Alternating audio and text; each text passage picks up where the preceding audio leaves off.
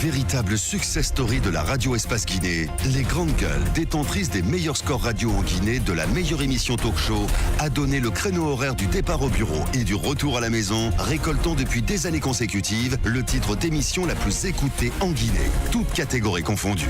Un grand total de plus de 5 millions d'auditeurs ont été fidèles au talk show Les GG, diffusé jour après jour sur toutes les stations du réseau Adafo Média de 9h à 10h30, un exploit qui restera longtemps dans les annales de la bande FM en Guinée. Oui, l'actualité décryptée sous toutes ses coutures à 380 degrés. Ça se passe ici, nulle part ailleurs. Nous sommes ensemble encore pour 30 minutes. Vous nous regardez à la télévision à Mamou, dans la ville Carrefour, mais aussi à Labé. Merci de nous choisir. Dans un instant, on va s'intéresser donc à ce qui concentre l'attention au plan politique. Le bureau de l'exécutif communal de Matoto, je vous le rappelle depuis le début de cette émission, enfin constitué. À sa tête, Mamadou Batos, camarade du RPG Arc-en-Ciel, qui aurait récolté 30 voix sur les 31 conseillers élus qui auraient pris part à ce vote. L'UFDG, furieuse, dit ne pas reconnaître Kalemoulou Yassane, plutôt Mamadou Batos Camara comme maire de Matoto. Le parti de la cellule d'Alain Diallo va saisir la justice pour faire invalider cette élection à laquelle il n'a pas voulu s'associer. Question ce matin, comment ce vote s'est-il déroulé loin de tous les regards indiscrets, en tout cas loin des caméras de la presse, et jusqu'où ira-t-elle l'UFDG dans ce bras de fer? Et dans un instant, nous allons joindre Madame Diallo, Madame Kadiatou Diallo. Elle est conseillère élue du BL, et à sa suite Madame Domani Doré, et un peu plus tard, pourquoi pas une réaction chez l'UFDG.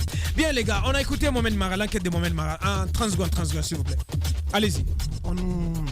On nous empoisonne dans ce pays, on nous tue à petit feu le peuple guinéen. C'est cette enquête qui a été menée par Mohamed Mara. Rondement menée d'ailleurs. Oui, relève, illustre l'affairisme au sommet de l'État.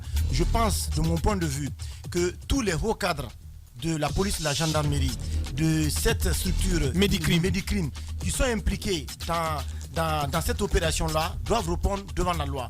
Allez-y aujourd'hui à Madina, trouver des médicaments qui sont manipulés par des gens qui n'ont pas du tout la maîtrise. Vous tombez Ils sont malade, très vous puissants, partez, ces importateurs le Guinéen est malade. Vous tombez malade, vous partez à l'hôpital, on vous fait des consultations, vous prenez des médicaments, vous ne retrouvez pas votre santé parce que tout simplement. Vous réclamez donc que tous ceux qui sont impliqués répondent devant la loi. Allez-y, Madame Miro, merci. Ce qui est dommage dans ce pays, c'est le fait qu'il y ait des personnes qui, à elles seules, sont plus fortes que tout le gouvernement réuni.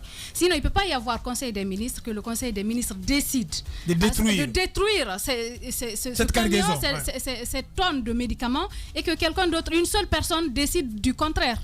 Où est le camion? Moi, c'est la question que je me pose. Est-ce que cet argent est plus important que la vie de milliers de Guinéens? Millions même. Je voudrais vraiment que les gens s'interrogent là-dessus. Quand on se ressaisit un peu. Allez-y, Jacques. Il y a quand même un problème, et là, il faut craindre pour le futur, parce que c'est l'Union européenne qui a mis son argent pour la mise en place de Médicrime. Donc on n'attendrait que d'une telle brigade que de bons résultats, les résultats qui peuvent, n'est-ce pas, préserver la vie des populations.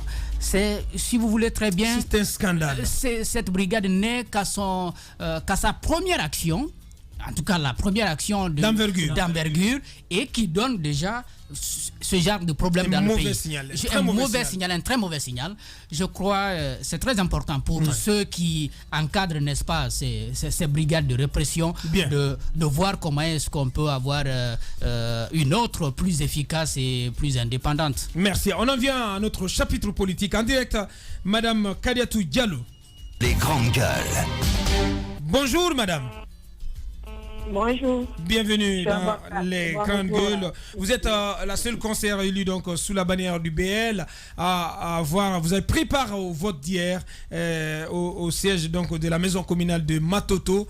Une seule question ce matin. Comment expliquer le fait que le chiffre de 31 votants, est-ce qu'il y avait 31 conseillers élus de la commune de Matoto à avoir pris part à ce vote, au vote d'hier? Merci à Boakar et merci à tous vos millions d'auditeurs. Donc, comme vous l'avez dit, avant-hier, on a reçu des courriers nous appelant à nous rendre hier pour l'élection du maire et ses adjoints. Donc, hier, on s'est rendu Et dans la salle, il y avait une vingtaine de personnes. Et le nombre qui arrondit à 31 personnes. Donc, c'était des procurations, des votes par procuration.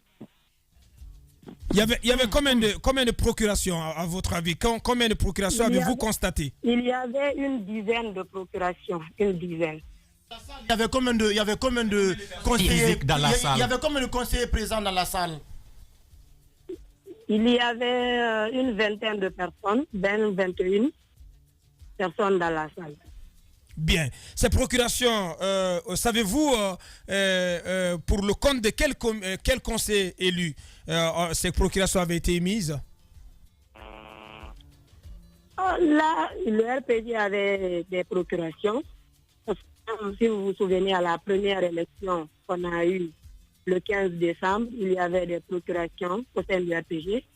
Et l'UFR avait, elle aussi, des procurations et certains conseillers qui avaient un et un conseiller aussi du PUP aussi avait. Le deuxième conseiller du PUP avait une procuration.